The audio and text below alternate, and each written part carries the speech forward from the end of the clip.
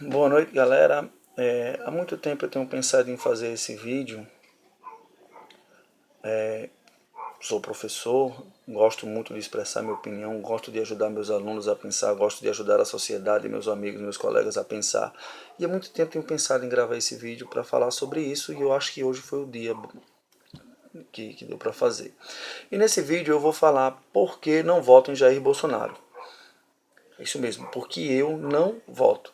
Vai ter gente que vai criticar, vai dizer que eu só vi o lado ruim, mas é isso mesmo, eu estou fazendo o vídeo porque eu não voto. Claro, isso quer dizer que ele não tenha qualidades? Não, ele tem qualidades, eu não acho, isso não é uma crítica pessoal, até porque eu não o conheço para fazer críticas pessoais a ele. Grosso modo, acho que ele não seja uma pessoa ruim, acho até que ele tenha boas intenções para o nosso país, acredito que sim.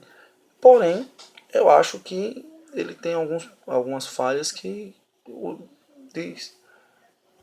desvalorizam no sentido dele ser um presidente da República. Não acho que ele seja uma pessoa indicada para assumir a presidência da República, principalmente na situação que o Brasil está. Certo? Ao Jair Bolsonaro é sempre atribuído o estereótipo de uma pessoa racista e machista. Né? Casos bem sintomáticos disso é a questão dos quilombolas, que ele diz que os quilombolas não serviam nem para procriar. Né? E no sentido de ser machista, aquela confusão que ele teve com a deputada Jandira Fegali. Porém, eu não acho que ele seja sinceramente machista e racista. Eu tenho dificuldade para falar as duas palavras juntas. Eu não acho que ele seja. Na verdade, é porque a nossa sociedade, grosso modo, a boa parte da nossa população, consciente ou inconscientemente, é machista e racista. Muitas pessoas, isso é cultural, isso é um problema coletivo da nossa sociedade, isso não é um problema individual dele, isso não é um problema individual do Jair Bolsonaro, isso é um problema coletivo da nossa sociedade. A nossa sociedade é muito machista, é muito racista, certo? Então não acho que seja um problema individual dele, isso é um problema coletivo e coletivamente tem que ser trabalhado e buscado uma solução, certo? Outra grande polêmica do Jair Bolsonaro é a questão da ditadura, do governo militar, certo? Que ele sempre prega um defensor nato da ditadura, do governo militar. Né? A ditadura, ele não defende a ditadura porque ele acha que não teve, ele defende o governo. E é fato que nos governos militares tivemos alguns avanços. Isso é fato. Eu conversando com meu colega professor de história, professor Isaac, e com outros amigos meus que entendem um pouco de história mais do que eu, lendo os livros que eu leio, eu gosto muito de ler. Então eu leio Leandro Narlock, Leandro Carnal e outros historiadores que me ajudam nessa tese e me mostram que teve sim alguns avanços no governo militar. Né? Alguém disse, eu não lembro quem foi, mas eu gosto muito dessa frase, disse: nada é tão ruim que nada tenha de bom, porém nada é tão bom que nada se tenha a criticar. Quer dizer isso, nada é ruim demais que a gente não aproveite nada, e nem nada é bom demais que a gente não possa melhorar alguma coisa. No caso da ditadura, o governo militar, do mesmo jeito, teve avanços, por exemplo, em infraestrutura, teve grandes avanços em infraestrutura no país naquela época, tem que alguns historiadores chamam de milagre econômico, alguns dizem até que não aconteceu, mas alguns defendem que houve um milagre econômico, o país se desenvolveu muito naquela época, e tem alguns avanços que são inegáveis. Ponto.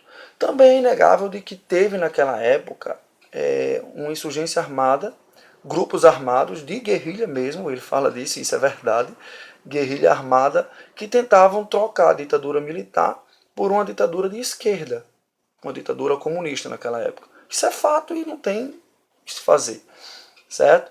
Porém, dois errados não fazem um certo. Não é porque alguém queria botar uma ditadura de esquerda que eu deveria ter colocado uma ditadura militar. Dois errados nunca fizeram um certo na história da humanidade, isso é fato. Né? Então, isso não justifica. Certo? Então, negar a existência da ditadura, ele nega sempre que não teve ditadura. Negar a existência da ditadura num país que nem o Brasil, para mim só pode ser duas coisas. Ou ignorância intelectual, burrice, vulgo burrice, ou desonestidade intelectual.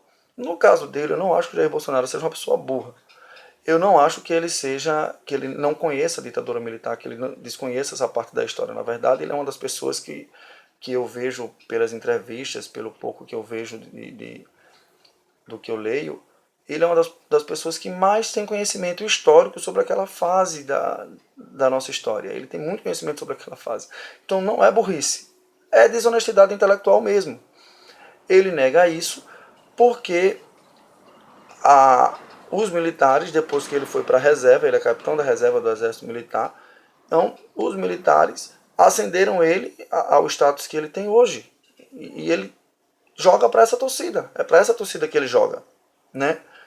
E por isso que ele defende isso. Na verdade, isso para mim não é muito diferente do populismo de Lula que ele critica. Eu também critico o populismo de Lula, porque Lula joga para a torcida, desonestamente também, diga-se de passagem, uma desonestidade intelectual. Lula tem muita desonestidade intelectual nesse ponto. E o Bolsonaro também.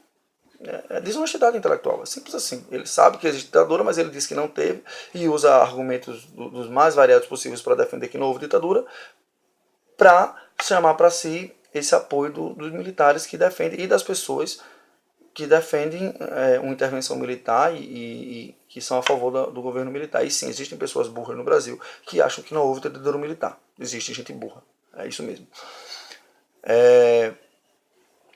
Outra coisa, e aí é um dos pontos mais graves que eu vejo no Jair Bolsonaro, é a defesa aberta que ele faz à tortura. Ele nem pede segredo, como eu costumo dizer. Ele é abertamente defensor da tortura. E aí, cara, nada, em nenhuma hipótese, justifica a tortura. Para mim, a tortura é uma barbárie. Isso é um sintoma de regressão da própria humanidade, voltar para os tempos da caverna.